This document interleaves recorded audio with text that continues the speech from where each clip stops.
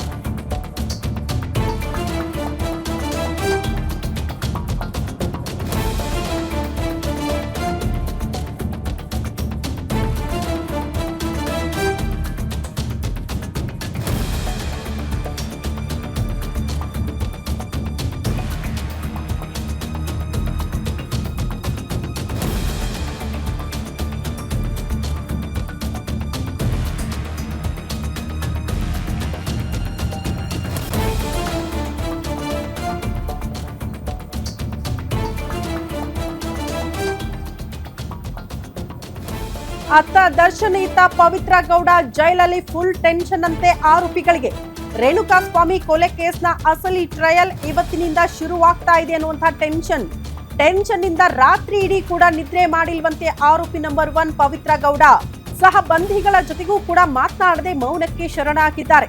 ಪರಪ್ಪನ ಅಗ್ರಹಾರ ಜೈಲಿನ ಮಹಿಳಾ ಬ್ಯಾರೆಕ್ನಲ್ಲೇ ಪವಿತ್ರ ಗೌಡ ಇದ್ದಾರೆ. ಸಾಕ್ಷಿದಾರರ ವಿಚಾರಣೆ ಇರೋದ್ರಿಂದ ಟೆನ್ಷನ್ ನಲ್ಲೇ ಪವಿತ್ರ ಗೌಡ ಕಾಲ ಕಳೀತಿದ್ದಾರಂತೆ. ಬೆಳಗ್ಗೆ ಎದ್ದು ಸ್ನಾನ ಮಾಡಿ ದೇವರ ಫೋಟೋಗೆ ಪವಿತ್ರ ಗೌಡ ಕೂಡ ಪೂಜೆ ಮಾಡಿದ್ದಾರಂತೆ. ಒಳ್ಳೇದ್ ಮಾಡಪ್ಪ, ದಯವಿಟ್ಟು ಈ ಕೇಸ್ನಿಂದ ಕಾಪಾಡಪ್ಪ ಅನ್ನೋ ರೀತಿಯಲ್ಲಿ ದೇವರ ಮೊರೆ ಹೋಗಿದ್ದಾರೆ ಪವಿತ್ರ ಗೌಡ. ಅದರ ಜೊತೆಗೆ ದರ್ಶನ್ ಅವರು ಕೂಡ.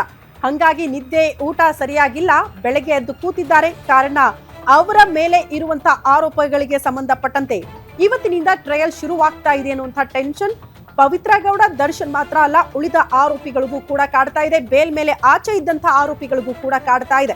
ಯಾಕಂದ್ರೆ ಕೆಲವರು ಸಾಕ್ಷ್ಯಾಧಾರ ನಾಶ, ಜಸ್ಟ್ ಅವ್ರು ಹೇಳಿದ್ರು ಅನ್ನೋ ಕಾರಣಕ್ಕೆ ದುಡ್ಡಿಸ್ಕೊಂಡು ನಾವು ಮೃತದೇಹವನ್ನ ವಿಲೇವಾರಿ ಮಾಡಿದ ಅಷ್ಟೇ ಅಂತ ಕೆಲವರು ಜಾಮೀನು ಪಡ್ಕೊಂಡು ಆಚೆ ಬಂದಿದ್ದಾರಲ್ಲ, ಅವರ ಮೇಲಿನ ಆರೋಪ ಕೂಡ ಸಾಬೀತು ಮಾಡೋದಕ್ಕೆ ರಾಜ್ಯ ಪ್ರಾಸಿಕ್ಯೂಷನ್ ಸಿದ್ಧವಾಗಿದೆ.